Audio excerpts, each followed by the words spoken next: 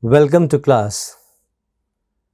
Today we'll talk about a very significant and important manifestation of a bilingual mind, a multilingual mind, where the individual speaker has ability to mix and switch to from one code to other code. So the bilingual speaker can either mix the two codes, two languages, or frequently can switch from one language to other language. What is this phenomenon called, and why the bilingual does it? What is the implication for it and of it as well? And what are the sociolinguistic implications of mixing the languages or switching from one language to other? What are the circumstances in which we do? What is the motivation behind it? What is the function of it? And what objective does the speaker obtain or get out of such acts? So this phenomenon is called code mixing, right? Mixing happens in a bilingual situation or a multilingual situation. And if you look at India as a linguistic area, here we have scores of languages and a very frequent mixing of languages. We have a continuous sustained contact among languages, and it's very difficult to draw clear linguistic boundary, because in this Indian linguistic ecology, these languages have survived for hundreds of years of their contact, interaction and sharing. So mixing is a very natural, normal phenomena, specifically when we look at Indian context. And we have lots of examples in everyday conversation where, as a speaker, at times we are not even aware of mixing of languages, right? So I am speaking Hindi, for example, and I may draw words, phrases, idioms and other lexical items from other languages. And this is quite a normal phenomenon. It happens with all languages. Given English as a very significant and important language in the linguistic ecology of India, this is also our associate official language constitutionally. So we find a very frequent mix of Hindi and English, English and Punjabi, English and Tamil, English and Telugu, English and Marathi, English and Bangla. So English mixes with majority of Indian languages and almost all Indian languages so frequently and so easily that sometimes English expressions are not noticed. Expressions like file, road, highway, words like building, right? Technology, science. So these are all English words, but they all mix with other Indian languages so beautifully and so naturally that the speaker or the listener hardly notice, right, that two languages are being mixed. But what is the pattern of mixing, right? How it happens, and what is this phenomenon all about? Right? We'll talk about all these things today in this class. So this phenomenon is called code mixing, and another phenomenon is called code switching. So code mixing and code switching are a beautiful manifestation of a bilingual mind, and it is very common, natural and frequent, right? So today we are going to talk about code mixing and code switching. So bilingual speakers who have two languages at their disposal, who have access to two linguistic resources, they tend to mix lexical items, words, phrases, clauses and sentences during their conversation. Sometimes it happens spontaneously for maximum communicability, and sometimes it is deliberate and volitional. But this is a quite normal, frequent phenomena. So they mix the codes, two languages, or they switch from one code to the other code according to the situation, the context of conversation, setting, the topic they are talking about, themes they are discussing, and other various factors. So for mixing and switching, there are multiple factors which are responsible. So code mixing and code switching are very frequent and common modes of interaction among bilingual speakers or multilingual speakers, and particularly in Indian context, it's a very frequent and prolific phenomenon. So code mixing and code switching are creative outcome of a bilingual mind. Why we call it creative outcome? Right?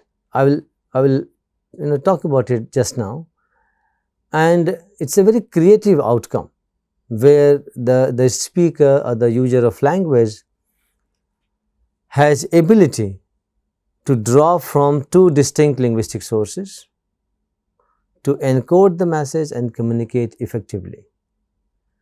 So they use two or more distinct linguistic systems to create an effective code for maximum communicability, right? And it is sometimes spontaneous and sometimes deliberate.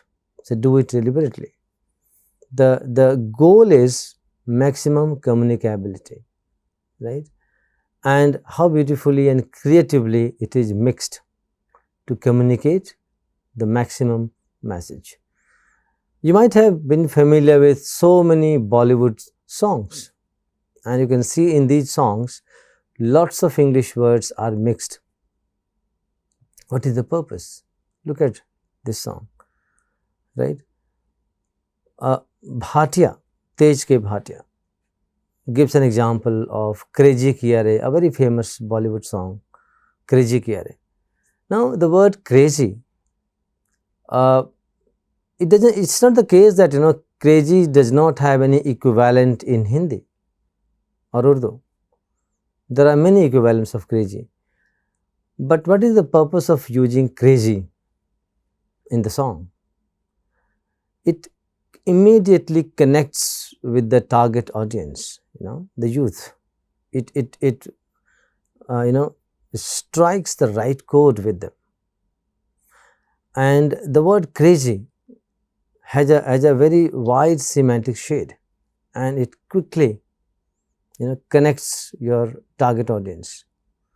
You may have other equivalents of it. It could have been replaced by Diwana, Pagal, whatever, but deliberate attempt to put that word in the line. And you can take many examples of such kind, right, where a deliberate attempt is made to insert a word or a phrase, Kolavaridi, right, song, very famous song, Kolavaridi, you may be familiar, and it resonates with the aspirations of the youth.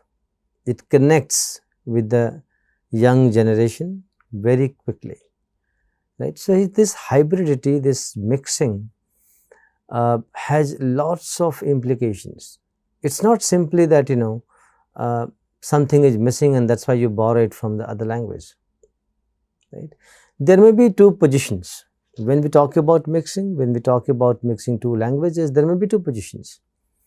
One, because language A lacks certain expressions, concepts and ideas you have to borrow it from language B, and you use those terms in language A. That means language A has certain deficit of expressions, and that's why it is compensated from language B. There may be one argument for this, but the research shows, and there are scholars who go for augmentation hypothesis. That means language A and language B are augmented.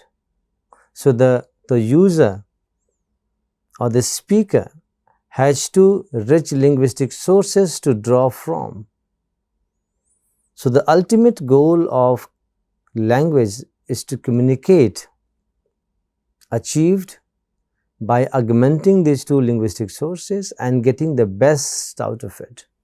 So, it is a very natural phenomena, and there are multiple factors why we mix, why we switch.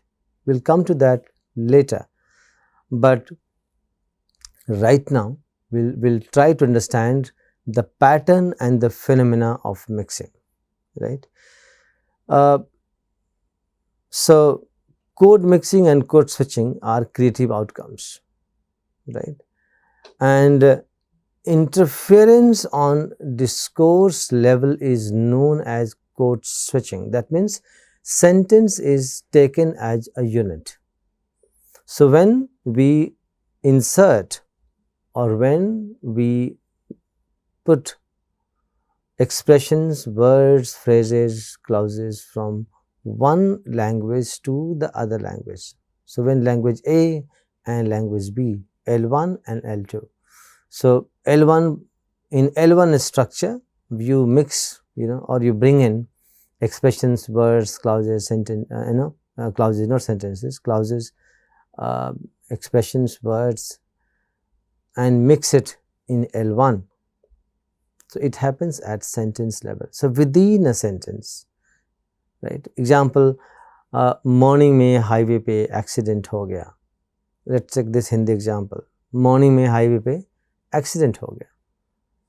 Aaj highway pe accident ho gaya. Now, highway is an English word and accident English word.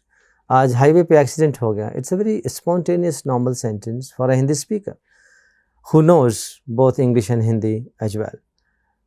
If you look for Hindi sentence, Hindi equivalent for these two words, highway means Rajmarg and accidents Durghatna. So, we say aaj Rajmarg pe Durghatna ho gayi. Now, this looks very artificial sentence because a bilingual speaker, Hindi and English bilingual speaker, now finds it very awkward and marked sentence when they say aaj Rajmarg pe durghatna ho gayi. For pun, for satire, you can use these words. For humor, you can use these words. Durghatna, highway, vidyalay. Aaj main vidyalay ja raha hu.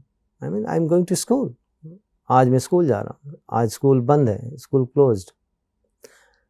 Very frequent mixing. And if you try to replace all these English words, park, train, road, building, all these words from equivalent Hindi words, the sentence looks artificial, right. So, mixing is a very productive and a natural phenomenon. It will happen, it happens, it keep on happening. So, the difference between mixing and switching is that mixing happens within the sentence. So, at the level of sentence. So, sentence is taken as a unit, and a sentence of L1 or language A, and we insert or mix or bring in words, lexical items, expressions and clauses from language B, L2. So, L2 and L1 are mixed. But if it happens beyond sentence, like not between the sentences, but the whole sentence is replaced by a sentence from language B. In an extended conversation, right, a whole sentence is replaced. That means you switch from L1 to L2, you switch from language A to language B, and you come back again. So, this oscillation happens, going to language B and then coming back to language 1, and then so you are going forward and coming back to the L1, then going forward, coming back to the L1. This happens beyond the sentence level, and this is called switching. So, if mixing happens above sentence level, at discourse level, where certain chunks or sentences, utterances are in language B and rest are in language A, you are switching from language A to B, right. And this is the difference between mixing and switching. So, mixing happens intrasentential, within the sentence. You bring in isolated words, loan words, isolated words, you insert words. Sometimes you bring in an entire phrase or a clause, but it happens between two full stops. So, intrasentential. Then it is mixing, but the structure remains of language A. Items can be borrowed and brought in from language B, and it happens at sentential level before the full stop. But what if the whole sentence is replaced? So, you have 2-3 sentences from language A, then you have 2-3 sentences from language B, and vice versa. Then that is called switching. So, that is the difference. Otherwise, both are mixing. If you look at mixing broadly, you are mixing two languages, but the pattern of mixing, at one place you are bringing in lexical items within the sentence. At the other level, you are replacing the whole sentence with a sentence from language B. So, you are replacing the whole sentence. So, that is switching. So, mixing and switching, right. And this code mixing and switching happens in a bilingual context, in a multilingual context, right. There are many people who have defined. I am not going to tell you the list of researchers and the scholars who have tried to define and describe this phenomena, but of course, there are certain names that must be mentioned here, like Wenrich, 1953. He described bilingualism as the practice of alternately using two languages, right. So, a bilingual and a bilingual, whether he is a coordinate bilingual or a compound bilingual, right, or early bilingual, late bilingual, whatever type of bilingual the person is, depending on the efficacy to use two languages and have access to two languages without any problem. This tendency will be more in such cases where bilinguals have access to two different linguistic sources, and they have capacity or capability to alternately switch or mix two languages, right. So, code mixing and code switching are stable and well studied linguistic phenomenon of multilingual or bilingual societies. And if you look at the emergence of sociolinguistics, modern sociolinguistics, what we talk about post 1950s, this phenomena started getting attention of scholars in the field in 60s onwards, and a lot of work have been done in that, right. John Gumpers, another scholar, he says code switching is just a juxtaposition within the same speech exchange of passage of a speech belonging to two different grammatical systems or subsystems. So, he is talking about how two structures are juxtaposed to each other, right, creatively. Uh, Myers and Scotton, for that matter, in 1993-2002, they say code mixing refers to embedding of linguistic units such as phrases, words and morphemes of one language into the utterances of another language. The same thing that we are talking about, right? So many scholars have talked about it, and I am not going to repeat by reading the quotes from their work, but that is a phenomena where a bilingual mind is creatively expressed in terms of mixing of two codes, and the reason that the bilingual mind has access to two rich linguistic sources to draw from, and why it happens? For maximum communicability. So, we have to keep that in mind, right. Another thing that we have to keep in mind is mixing happens within a sentence, so intrasentential, and switching happens beyond sentence at discourse level. So, in an extended conversation, you switch from one language to the other language. So, few sentences in one language, right, and few sentences are brought in from another language, right. So, that is the choice of the bilingual speaker or multilingual speaker depending on the setting and the situation, and and the pragmatic need to do so. Okay, then moving on, Wenrich 1968 described ideal bilingual as one who switches from one language to the other according to appropriate changes in speech, situation, but not in an unchanged speech situation, and certainly not within single sentence, right. These are different theoretical descriptions that people have come up with. Now, if you look at the patterns of mixing, how do we mix, right? There is no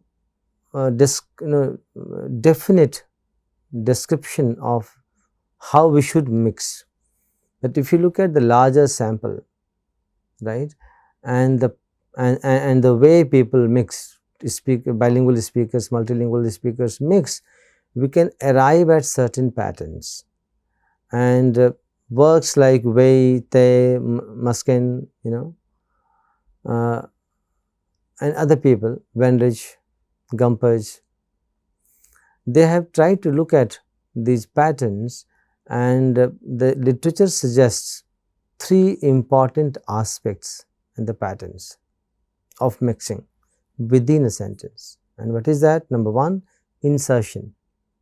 Number two, alternation. And number three, congruent lexicalization. So, there are three patterns over a larger size chunk of data. When we look at, we find these three patterns of mixing: insertion,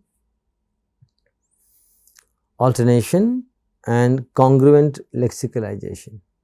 What are these? We will come in a while, right. So, let us look at insertion. That is a very frequent and frequently found and largely done by the bilingual speakers. So as the word suggests, certain items are inserted, certain items from, let us say, language B are inserted in the structure of language A. What are the certain items? It can be a noun, it can be an adjective, right, any lexical item. So, they are positioned in situ in the structure, and you get a mixed hybrid variety, right, a hybrid sentence. So, something like I just talked about, आज highway पर accident हो गया. Highway and accident are English words. The sentence is a Hindi sentence. आज highway पे accident हो गया, sentence is Hindi sentence. But we have two words, one is highway and the other is accident, right? आज highway पे accident हो गया. So we have inserted highway. We could have replaced it by original Hindi word Rajmarg and एक accident. Accident, that is दुर्घटना, right? So आज highway पे accident हो गया. So some accident happened or an accident happened on the highway. Insertion, right, where I have inserted two English words in the Hindi structure, right? Accident, you can insert more words in the same sentence, like आज morning में highway पे एक accident हो गया, right? आज morning में highway पे एक accident हो गया, right? So usually open class words are frequently inserted. Open class words like noun, right? So nominal categories and all nouns, adjectives. But closed class words are not so frequently inserted, right? Like, you know, preposition, right? Like interjection, like adverbs. So closed class words are not inserted so frequently the way we insert open class words, adjectives, nouns, they're frequently inserted. The notion of insertion according to Muskin corresponds to what Klein terms as transference, and the same idea is referred to as embedding by Mayer and Scotton. So it can be embedding, transference or insertion, all the same, where you bring in words and lexical items from language B and insert it in language A, and that happens within the sentence. All right. The second pattern is alternation. So you alter, right? Alternation occurs when a structure of two languages are alternated indistinctively, right, both at the grammatical and lexical level. So there are certain grammatical units which undergo a certain change. You alter it. How do you do that? Let's have an example. Heat के कारण tired feel कर रहा हूँ. It's a Hindi sentence with alternations from English. So heat के कारण tired feel कर रहा हूँ. Feel करना, right? To feel in English. So feel करना is a Hindi compound verb, right? To feel, right? If you go for the equivalent of feel करना in Hindi, that is महसूस करना, right? So heat के कारण, heat, temperature, right? Because of temperature, tired feel कर रहा हूँ. I am feeling tired, exhausted. So temperature के कारण I am feeling exhausted or tired, right? So heat के कारण, right? Because of heat, tired feel कर रहा हूँ. Feeling tired because of heat. I am feeling tired because of heat, right? Now look at this compound verb, feel करना, right? So this is called alternation, where a structure of two languages are alternated indistinctively both at grammatical and lexical level. So you are making a compound verb, Hindi compound verb, by mixing feel as the content word, right, and the other word is karna, do, feel karna, right. The third pattern is called congruent lexicalization. What is that? So congruent lexicalization refers to the situation where two languages share grammatical structures which can be filled lexically with elements from either language. Let us look at the sentence. For example, ये chapatis कच्ची हैं. Chapatis, roti, right? The bread. ये chapatis कच्ची हैं. Chapati is a Hindi word, but look at the plural marker with it, S. So the grammatical item S, which is a plural marker, is of English, chapatis, right? ये रोटियां ठंडी हैं, कच्ची हैं, right? Half cooked, not properly cooked, raw. फाइलों को download करके save कर लो. It's a very common instruction. फाइलों को डाउनलोड करके सेव कर लो. फाइलों को, file is an English word, but if you look at the case marker, फाइलों को, राइट, फाइलों को. So look at this case marker, files. So फाइलों को डाउनलोड करके सेव कर लो, राइट. सेव करना, again a compound verb. Download करना, again a compound verb. And look at the case marking on the word file, फाइलों को, right. सो बिल्डिंगों में, बिल्डिंग, बिल्डिंगों में, कंप्यूटरों में, कंप्यूटरों को, computer plus look at the case marker, right. It's a very frequent phenomenon, and after an extent, because they are used so frequently that we stop even noticing them, right. It's a very frequent and productive phenomenon, and we stop noticing them. So if you look at this mixing of codes or switching of codes, why we call it a creative manifestation of bilingual mind? Because the ultimate goal of communication of language is to communicate. The function of language is to communicate, and in order to make it maximum communicable and encode the message effectively, a bilingual mind or a bilingual speaker has tendency of mixing, right. And there are two arguments for such phenomena.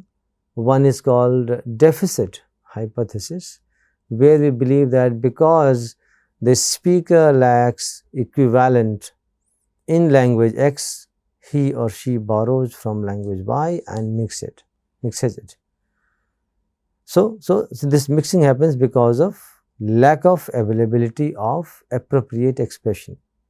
But the other argument, which is augmentation hypothesis, that says that no, it's not the deficit in one language which forces the user to bring in items from other language, but it is augmentation.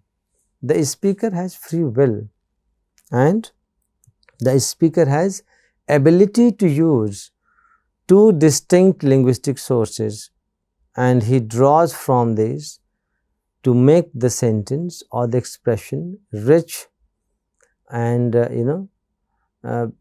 effective, which meets the communication goals. So the second hypothesis has some merit, because mixing is not sometimes a deliberate attempt, because as a bilingual or as a multilingual, it becomes such a spontaneous habit or tendency that we sometimes don't even notice that we are doing it at the both the level, speaker and listener as well, right. So what is important is flow of information, uninterrupted flow of information, right. And for that, there are multiple reasons you can talk about why people mix. For example, suppose I am talking about certain taboo theme, taboo words. Now, taboo words are usually borrowed from other language and deliberately mixed, because We don't want to talk about taboo words in public, but we feel comfortable by bringing in the same equivalent word from other language. It may be inhibition in language A that forces me to buy or to bring in a word or expression from language B, right. Sometimes the topic also determines that I am bringing and mixing from code B. In Indian context, for example, the educated Indian, if he or she is talking about some serious topic, maybe intellectual, that demands intellectual sound background, or to reflect that you are intellectually capable of discussing it, we frequently bring in those expressions. Sometimes, because your training and education and your background in that particular theme and topic is in English, even if you are talking in Tamil, you will bring in lots of English expressions to express that you are familiar with this idea. And sometimes you may not get the Tamil equivalent or Hindi equivalent or Marathi equivalent or Punjabi equivalent of those concepts, and you prefer to use English, right. So this hybridity is quite normal, natural and frequent. It's not an unmarked thing, it's a very marked thing, right. So quickly we'll recapitulate what we learned today, that code mixing and code switching are creative outcome of a bilingual or multilingual mind, number one. What we can deduct further, code mixing and code switching are very common phenomena, right, in any bilingual or multilingual society, and specifically in India, it's a very normal, natural phenomenon. It's not only about Tamil and English, it's going to be Tamil and Kannada, Tamil and Marathi, Tamil and Hindi. So many Hindi words, so many other expressions are mixed in language A from language B. It's very, very frequent thing. And then there is a pattern of mixing. This mixing can happen within a sentence or sometimes at discourse level, within a discourse. So when it happens within a sentence, between two full stops, it is called code mixing, intrasentential. And when it happens beyond the sentence, where at discourse level you have certain chunks in language B, certain in language A, and you oscillate, you mix, go for forward and backward, use language 1, then switch to language 2, then go to language 1 again, switch to language 2 again. This happens. There are certain identity issues involved, right. Sometimes you want to express your solidarity with the speakers. So you bring in, deliberately you bring in those words and those expressions from the other language, their language. So, there are multiple factors. In some other class, we will talk about what are the factors and social factors, political factors, linguistic factors which force us to mix, or which prompt us to mix, or which inspire us to mix, right. Not always forcing, but we are inspired to mix. Sometimes it demands to mix. So, we will talk about all these things and the sociolinguistic aspect of mixing and switching in other class. But for this class, let us summarize that code mixing and code switching are a very natural, normal phenomena. It is a beautiful creative outcome of a bilingual or multilingual mind. There are multiple factors which allow us to mix and switch. There are patterns, certain patterns in which we mix, patterns like insertion, patterns like alternation, patterns like lexical congruity, right, congruent lexicalization. So these are the patterns, and you can look at your own style of speaking, look at others style of speaking, people around you, and try to see their tendency of mixing. Try to see when they mix, try to see why they mix, try to see what objective they have in mixing, try to see what do they get out of it, try to see how does it affect you. Try to see how you relate to them, right? So, this is it for now. Thank you very much.